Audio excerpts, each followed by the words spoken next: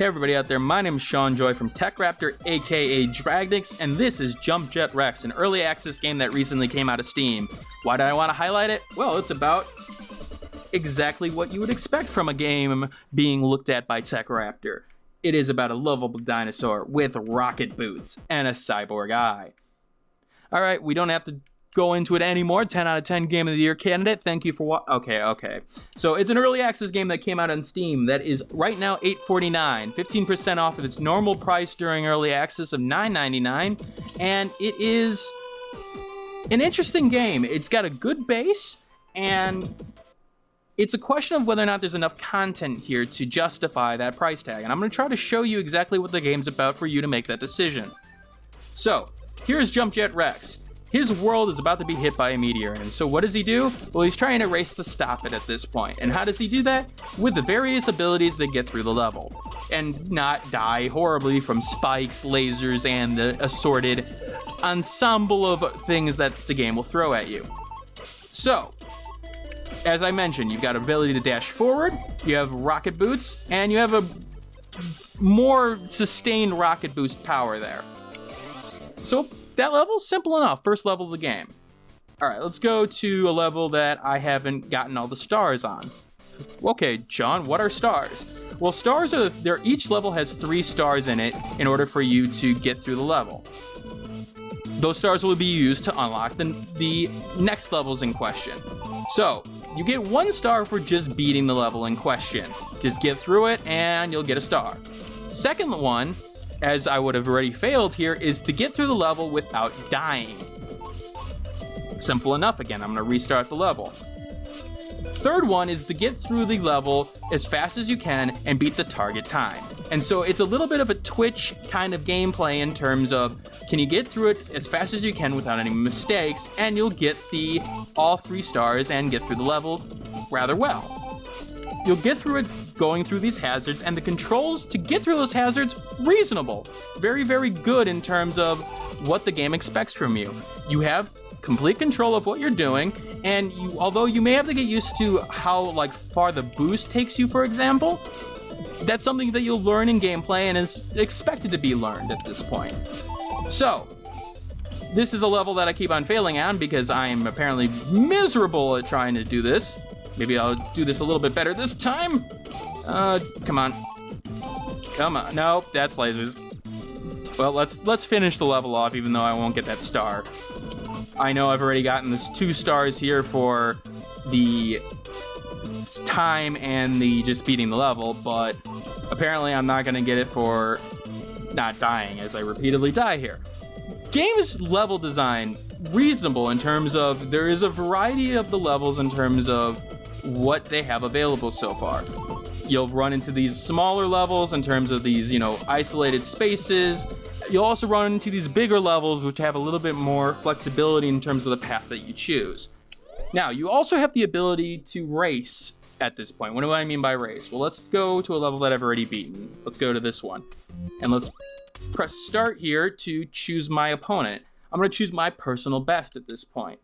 Download the opponent, and there we go. And I'm going to race myself. See if I can beat my time. Very, very, games you would expect in terms of the kind of features that you would want out of a game like this. Go a little bit faster, get a little bit faster, and okay, so I beat my target time. Cool. Gameplay is tight, simple, and yet elegant in terms of its presentation. I do like the music that accompanies it in the background. I do like the art style, and honestly, the levels are interesting enough where I want to keep on playing them at this point.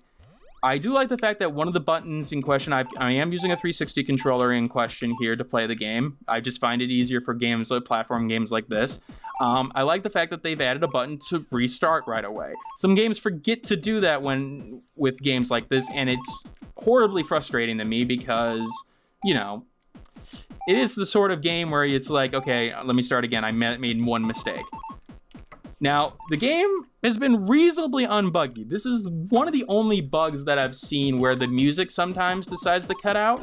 And honestly, in terms of the gameplay mechanics, I haven't really ran into a situation where there's actually a failure in terms of like a bug that occurred at this point, which is very unlike early access games that we've seen lately.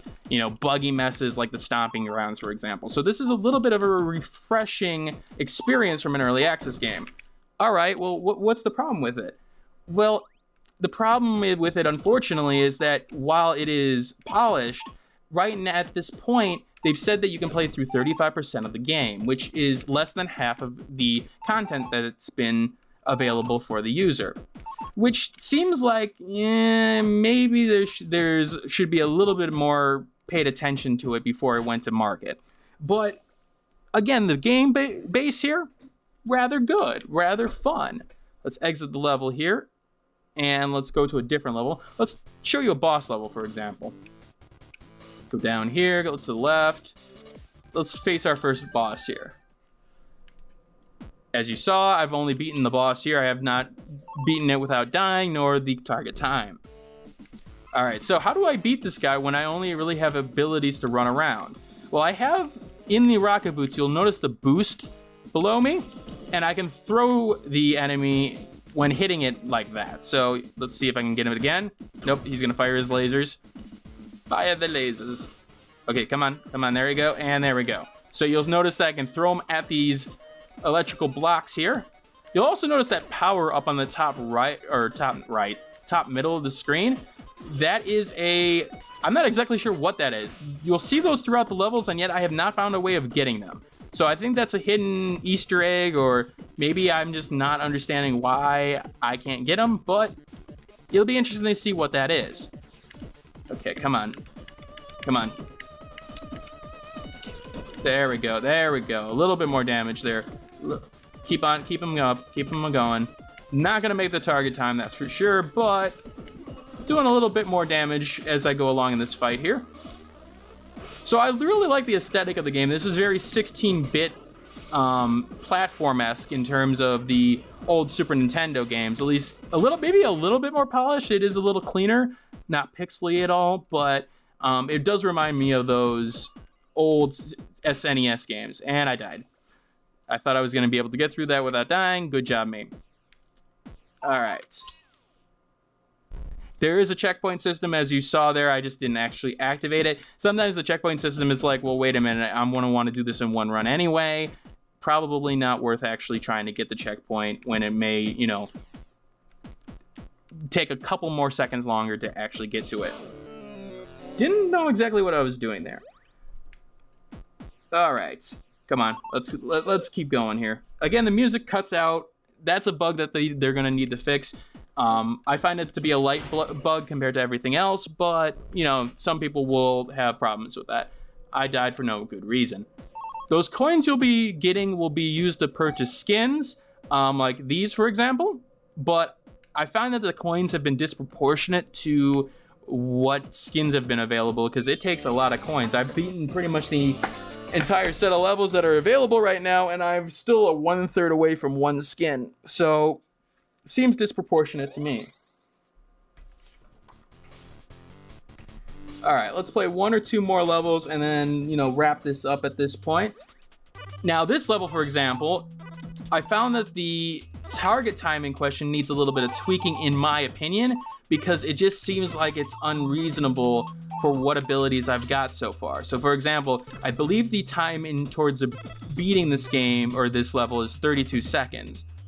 So you'll notice here that I am about 20 seconds in, and I gotta go all the way back here and hit these other sections before even coming close to hitting that time, and I'm done. I am not gonna be able to make it through it. And so it seems like some of the levels, and maybe not some, maybe just this level is the one that I can think of, it's the target time is a little bit off in terms of what the game is expecting from you. 32 seconds, yeah. My best has been 46. That's about an average I've been able to do.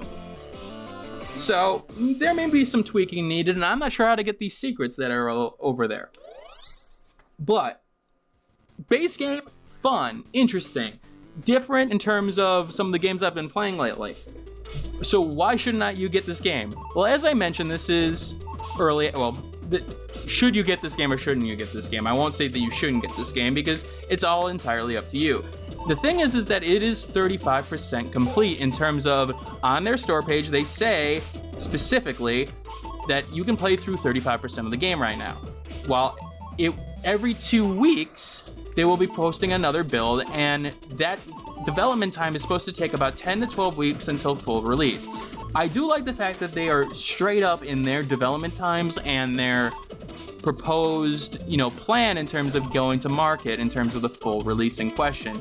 That is sort of refreshing at this point, considering some of the longer development cycles we've seen from games like Space DF9 and other unfortunate failures in terms of early access Kickstarter type functionality. They also are going to have Twitch streams for some of the design sessions, as well as some taking community feedback, which is, based on what I've seen here, the base gameplay is fun and reasonably unbuggy, so alright, I'll give them the benefit of the doubt at this point that they'll keep to that word.